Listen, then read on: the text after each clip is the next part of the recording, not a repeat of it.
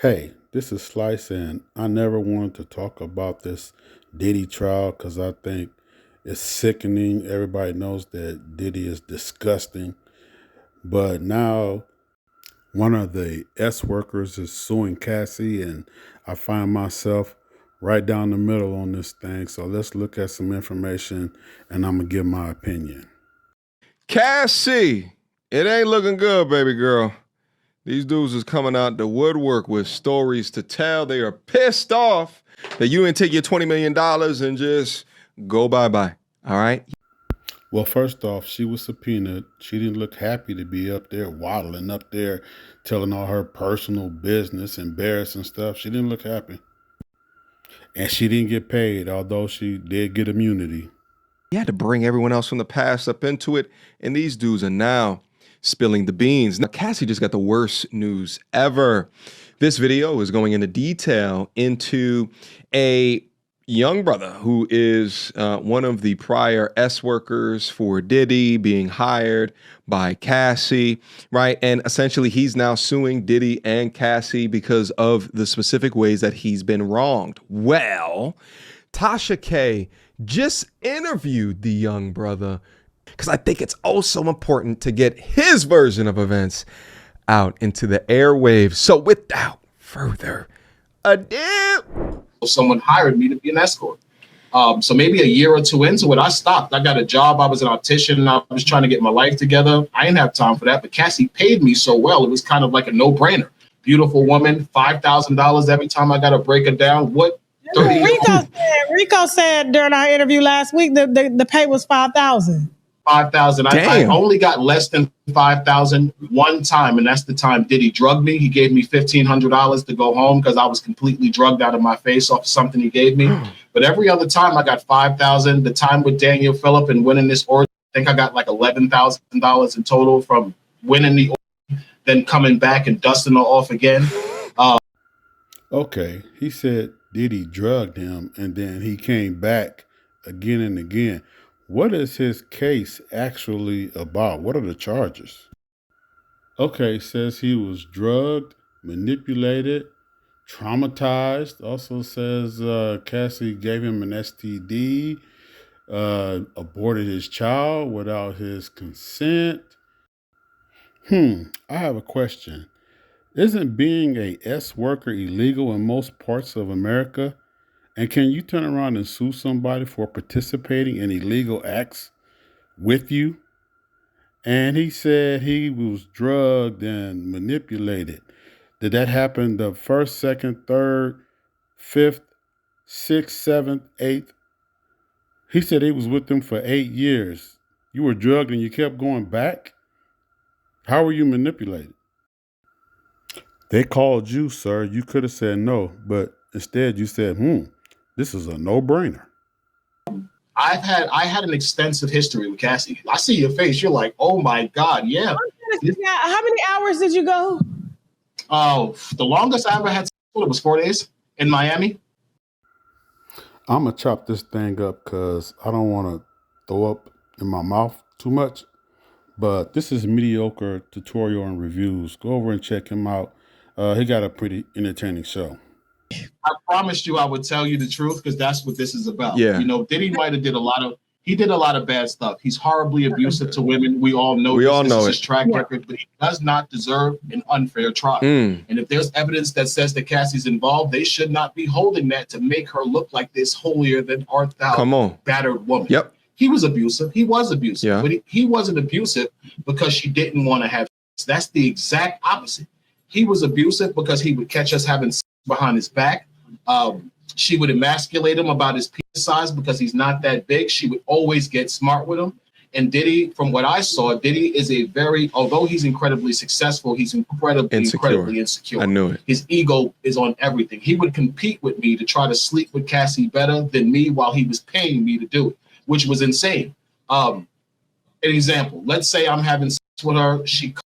She's laying in the bed. She's like, oh my God, shaking. I usually would get up and stand off to the side to let him watch her react. He would jump on top of her right after and try to have sex with her, I guess, to make her in. Now, Okay, we know that Diddy do dudes too, and this type of disgusting behavior is no surprise, and mediocre's stink face is appropriate here. But getting into the mind of Cassie is a roller coaster. They met at 17. She was with him at 19, and at 22, the freak off started. And they were together 10 years. So you would think that after 10 years of doing freak offs, that she would get pretty good at spending Diddy's money and creating the freak offs the way he exactly wanted them to be to keep from getting beat. But was sleeping with other men revenge or loneliness? She said the only time he would pay her any attention is during the freak offs. That's the only time she could spend with him. Otherwise, he was busy and would ignore her.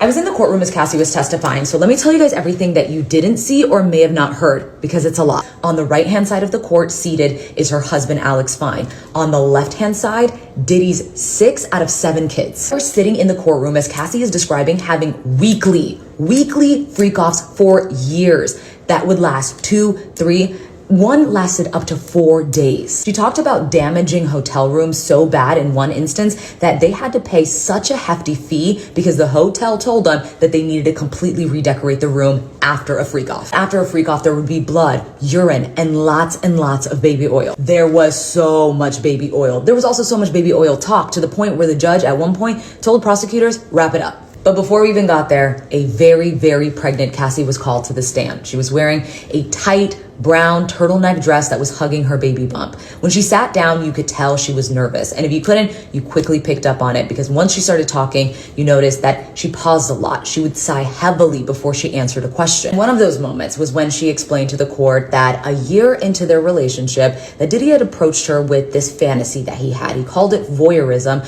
where he wanted to see her have sex with another man, later referred to as freak-offs. She said her stomach dropped. She was 22 years old. She described herself as very naive and a people pleaser. She said the only reason that she agreed to it is because she knew it would make him happy, and she was afraid what would happen if she said no. That's also around the time, she says, that he started to get abusive. Most of her testimony today was spent on talking about these freak-offs, the different escorts that they would use, the different hotels that they would use. She said that she would find escorts off of Craigslist and this escort service called Cowboys for Angels. One thing they had in common is most of them were black, because Diddy preferred for her black men with a big D, she said. At one point, Cassie broke down in tears when the prosecutor asked her, why didn't you leave? If the freak-offs, as you explained, were so disgusting and humiliating, why not leave? And she started crying and said that she was very deeply in love, and this was the only alone time that she could get with Diddy. And it got to a point where this was kind of the only emotional connection that she was getting from this man that she was dating. So much more that I'll cover in another video, including his incessant phone calls, him tracking her down with his security, and her never being able to escape him. In the courtroom, he loved Cassie, man. And Cassie loved him. That sounds like 100%, man. 100%. The text messages show it. It shocked me. I'm sitting in the courtroom like, and she's on the stand. And out of all the witnesses, Matt, she's the only one that I've seen that didn't tell not one lie. She didn't get busted in no lie on the cross. She just had one date mixed up. Whether something occurred in September or October, she wasn't too sure. But she sat up there and told it what it was. And they asked her, did you love Puffy? She said, yeah. And Matt, he asked her, do you still love Puffy? They said Sean Combs. Yeah. Do you still love Mr. Combs? And she paused and caught herself. Because what she wanted to say was, hell yeah. But she said, I love our past. Right? Because obviously now she's married. Yeah, she was pregnant. She's got 3 kids with this guy, the personal trainer, who Puffy turned her on to. It's going to be a bad night. Right. You understand? She said, I love our past. Now, if it was so traumatic, if you know, why would you get on the stand and say in court that I love our past. And to me, once she got off the stand, I said, man, if this is y'all star witness, if this is who y'all had to convict Puff, it didn't happen. The waste of an indictment. It didn't happen. So Cassie was clearly in love with Diddy, and whether she enjoyed the freak offs or whether she was doing it for Diddy, she was doing it because she felt like she was in love with Diddy. And for me, at 22 years old, she doesn't really know what love is, especially when you're in love with a man that's dangerous, crazy, deranged, power hungry, and controlling as Diddy. I got my MTV out. Savage! I'm a savage! Oh! I'm a savage! Whatever I want, I'm going to get! Whatever I want, I have to get! Yes! What's next? What's next? I gotta get it. I'm not gonna stay down. I'm not gonna stay lying down. I'm not. I can't do that, man. I can't do that. What's next? Give me something else. What can't you do? I can do it. I can do anything. But what she experienced wasn't real love. Yeah, I'm pretty sure she enjoyed the perks of being with a billionaire. Who wouldn't? And did she wield some power? Yeah, she probably did. But what she didn't know is that was not real love. I'm pretty sure that what she has with her husband now is real love, but I don't know if she understands that that is real love. When you fall in love at a young age, you believe that that is real love. That is you're more influenced by that type of love, especially when it's exciting, it's up and down. You know, y'all highs of the highs, low of the lows, and you're going through all of the abuse and everything. You think that that's real love, but real love is probably boring to most people because it's mundane. It's the same thing every day, you know. And for me, I love just going to the movies with my wife, going out to eat, just simple things. I have the perfect example. I used to date this young lady. She was in her young 20s. I was in my late 20s. And she told me I didn't love her. I was like, what do you mean? I'm paying 75% of the bills. I'm taking care of everything. I'm taking care of you, your daughter. What do you mean I don't love you? She said her last boyfriend tried to run her off the road to prove that he loved her. And that's what she thought was real love.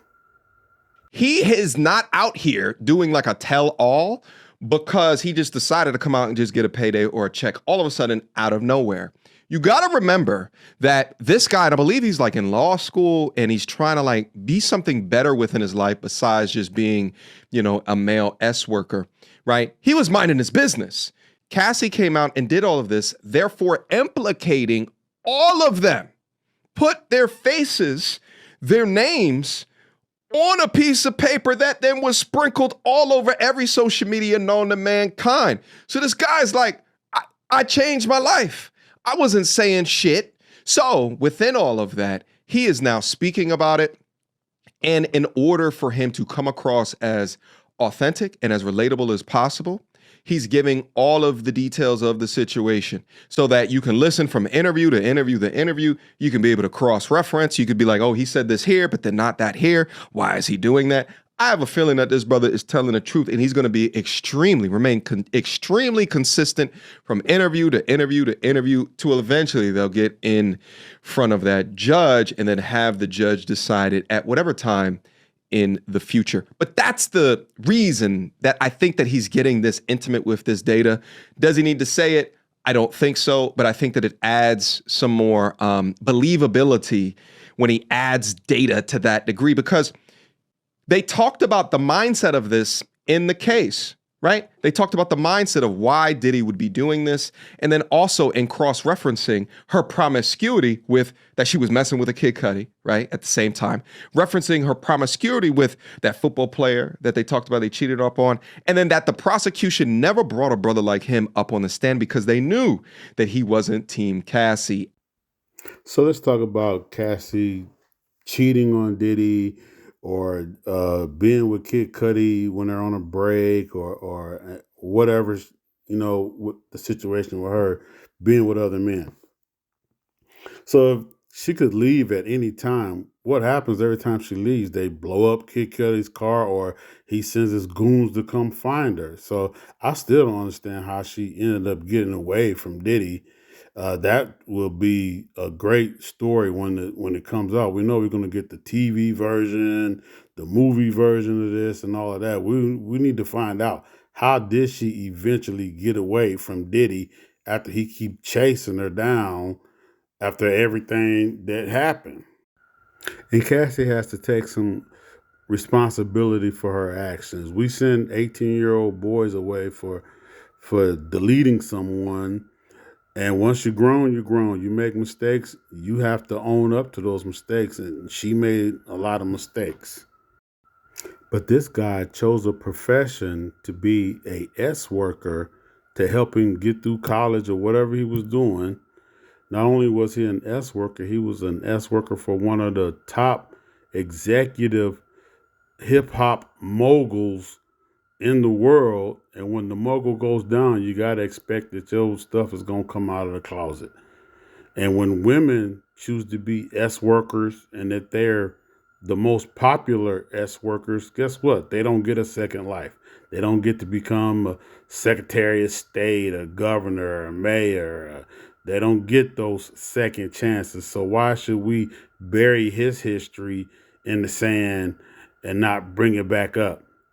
It's just the way it goes. You chose it. You did it. You just got to live with it going forward. Nobody gets to bury their past. They get to learn from their past and have new experiences, but you don't get to bury it and people don't forget it. And not to mention, he's probably getting paid to do interviews. He's probably getting a book deal, TV deal, and whatever career he had planned for himself is probably about to either boost that career or get paid more now than he did when whatever career he was going to have. Because it doesn't sound like he hates to talk about this. It sounds more like he's bragging. Pretty clear what your view is of Cassie Ventura there. What do you think should happen to her? I mean, personally, I think she should be charged with the same thing that Diddy was charged with. Ultimately, he was convicted of prostitution. She was involved in the prostitution. Every male escort that I talked to said that she was the one picking the actual male prostitutes. She would book them. She enjoyed every experience. She was sort of guiding the whole thing while they were together, and she was the one that actually paid them. Ultimately, this is a domestic violence case that's... Whose money did she pay these escorts with? They say her music career was non-existent. Ballooned into a RICO and sex trafficking and so forth. What Diddy did to Cassie in that hallway was absolutely horrible. It's abhorrent. But that is not what the trial was about. Right. It was about RICO. It was about sex trafficking, neither of which made sense in this particular trial. Cassie is just as liable for that same process that Diddy got convicted of, but she was given immunity in the whole situation. So I just feel it's really just a messed up situation. That's a completely ridiculous stance, because you know what the consequences of her, not booking those prostitutes? We saw it in that hallway in the hotel, in an international chain hotel, that were happy to take $50,000 to wipe it off the face of the earth. Those are the consequences. If she hadn't done that, it is very likely that she would have been manhandled in that way, even in the street, and someone would have been able to wipe the footage of that. I appreciate the fact that she hold on. Case, which has nothing to do with I appreciate the fact that she was not charged with domestic violence. You're talking about a totally different situation. I guess the question. So, in case folks don't know, the way that the defense fought that within the trial is that they said, hey, listen, she wasn't running out the room because she wanted to get away from the orgy that was happening inside of the room. She was getting out the room because she was jealous over Diddy. She saw something written on his phone, took his phone, did something to it, and tried to run off with it. Then he came out the room and did some DV stuff. Women like the one on the right twist the story to the way that they want it to have happened. Not that there's any other context or any other conclusion that can be drawn besides this is trafficking. Even when they hear all of the witnesses, even when they hear all of the S workers talking about, oh, no, Cassie used to invite me to go down to strip clubs with her. And then behind Diddy's back was letting me all up in her. That's what the S workers are saying. Vlad is talking about this is DV. She's talking about that this is trafficking. The footage does not prove that, and the S workers didn't prove that as well. That's why they didn't want those S workers to come up and speak on behalf of the prosecution, because they would paint Cassie in a much different light. Let's proceed. I guess the question that Esther's posing there really is, did she go along so apparently consensually with all the freak-off stuff, with all these escorts, because she admitted to that. Well, hang on. My question is, did she go along with it in the apparently consensual way because she was in fear of retribution from Diddy in a way we saw with the beating? No, I don't think so. At the end of the day, this was an artist that had one hit song 20-something years ago. She had the ability to leave at any point. She was signed to a label, but labels leave artists that don't react constantly. She could have went. She stayed because she wanted to be in that particular situation. Now, people are going to argue with me and so forth, but at the end of the day, she stayed because there was no one else that was offering her a record deal. There's no one else that was spending millions of dollars on her. There's no one else that was showering her with gifts. The music deal was irrelevant. She had one album in 10 years. She wasn't even concerned about the music. She wanted to live the lifestyle. She didn't even get paid. They said she didn't even have a car. That Miami chick, though, she was getting paid. She was getting to the bag. When Cassie finally left, she didn't have anything to show for it. She was driven around and chauffeured around when she was with Diddy. And then when she left, she didn't have any money. So she decided to stay. And ultimately, at the end of the day, when the money ran out, when she married a broke, fitness trainer and had to go move back in with her parents, and the money completely ran out, then it's like, okay, let's sue Diddy and let's get $20 million out of him. Damn. That is my take on it. That's always been my take. That always will be my take. Okay, time for my conspiracy theory. And it's not mine. I've been hearing it around, but I believe it. Diddy tried to sue Ciroc. Once that happened, Ciroc says, okay, we're going to go to Cassie and we're going to have her spill the beans. I believe they paid her under the table. She got 20 mil from Diddy, 10 mil from the hotel. I believe she got some money under the table from Ciroc to do this to Diddy. Anytime you go against the upper echelons and you don't do what they say and they don't allow you to make $500 million, and now you're going to sue us, they're going to bring it down. You don't believe me? Listen to this. Ciroc deal, what happened? So Diddy in 2007 does the Ciroc deal, which is a partnership with Diageo to revive Ciroc vodka, taking a 50-50 profit sharing role rather than the standard endorsement. As brand manager and CMO, he elevated the brand from 40,000 to over 2 million cases a year, making it a premium product. Now keep in mind, if you don't know who Diageo is, Diageo owns everybody. Johnny Walker, Crown Royal, Smirnoff, Kettle One, Don Julio, Casamigos, Captain Morgan, Bailey Irish Cream, Guinness. They own all these companies. So Ciroc, hey, this is big. We're bringing Diddy in. He's going to take it from 40,000 to 2 million. Profitable. This is great. Let's make some money together. 2013, De Leon Tequila co-ownership. Diddy and Diageo jointly acquired De Leon Tequila, making it a deeper investment relationship. May of 2023, Diddy sues Diageo. Diddy filed a lawsuit accusing Diageo of neglecting the De Leon brand, racial discrimination, claiming they marketed it as an urban product and failed to treat him as a true business partner. Then in January 2024, they settled out of court. Diageo and Diego settled the dispute out of court. While details still remain sealed, the settlement marked the end of their business relationship. So this is from 2007 till 2024, 17 years. Could they have protected him? I don't know. Their CEO currently today is Deborah Ann Crew. She was a former intelligence officer in the military. Once intelligence officer, forever you're an intelligence officer. Who knows what happened? We don't know the relationship. We're not going to make any accusations. All we know is, could this have been a protection where they were at the parties and they knew things that were taking place and are like, wait, what do you want to do to us? No problem. Boom, drop the bomb. I don't know. All I'm saying is the timing, it's kind of strange. Maybe even they wanted to kind of be like, look, we know what's about to be dropped on this guy. We want to have nothing to do with you. We're out. Here's some money. You stay quiet. We'll pay you, but we want to get out of here. If them people are letting you get money with them and you doing illegal stuff behind the scenes, hell, if you ain't doing illegal stuff behind the scenes, stay in your lane, or else they're going to come after you and they got more lawyers and more judges in their pockets, and police. Stay in your lane. Okay, Tony Busby, let me bring you in here. Okay. Just first off, what do we think is going to happen to Diddy here? What sentence are you anticipating?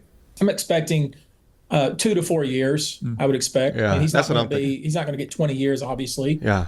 He's already has time served. There's going to be some mitigating factors. He doesn't have a prior record. However, there are some issues within the case that might be reasons for the judge to go a little bit higher than perhaps normal. But I would expect 2 to 4 years.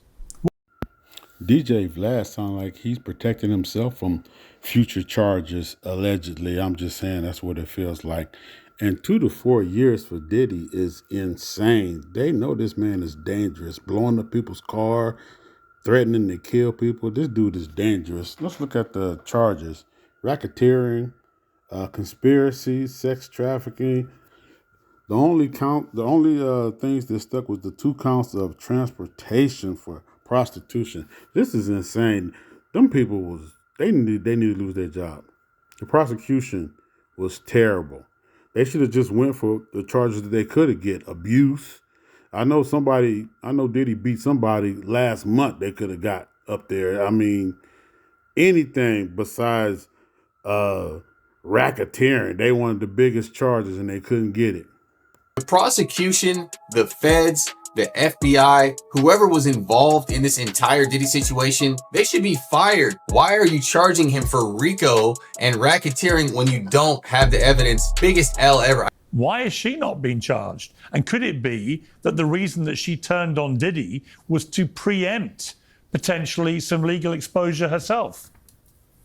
Who knows? We'll never know that. They gave her immunity early on, and that's the horse they rode with, and we see what happened. Well, I don't think it's that cut and dry. I think consent without fear of consequences is not, with fear of consequences, is not actually consent. So if you were going against Cassie, for example, and you're going to try her, all she has to do is show you that video and just say, look at what happens if I didn't do that. Now, I don't think it reached the threshold for the jury for RICO, which I completely understand. Like I said, a conspiracy that involves one is a thought. But this is why I say this is not a problem for the courts. It's a problem for culture and society. Cassie met P. Diddy when she was 17 years old. She signed a 10-album deal with P. Diddy by the age of like 20 or 21, which is virtually unheard of in this industry. I mean, I'm sorry, she wasn't Beethoven. She didn't have the kind of talent that would warrant that kind of record deal. She was clearly groomed. Now, amongst all of that, could you say she could have got up and left? Okay, arguably, yes. She was with him 10 years. To go from 10 album deal to she was clearly groomed.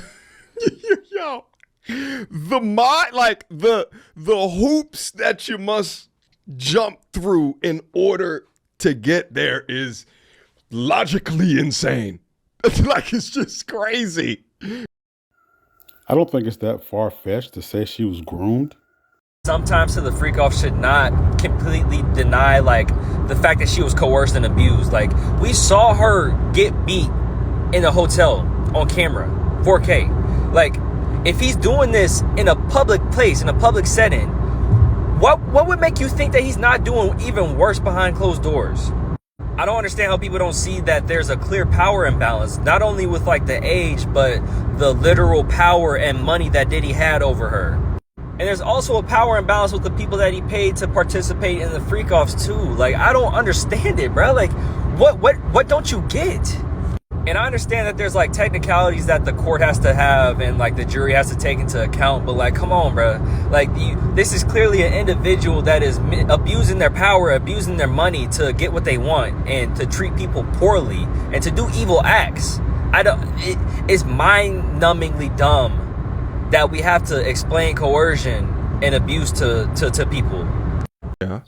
I think there was a very violent relationship. I think it was a drug-fueled relationship. I think there was lots of money and fame and jet-setting involved. At the end of the day, I think what happened to her was horrible. I think that tape showed just how bad the domestic violence was. But at the end of the day, this is not what the trial was about. Mm-hmm. The trial was about RICO. The trial was about sex trafficking. The trial was about prostitution.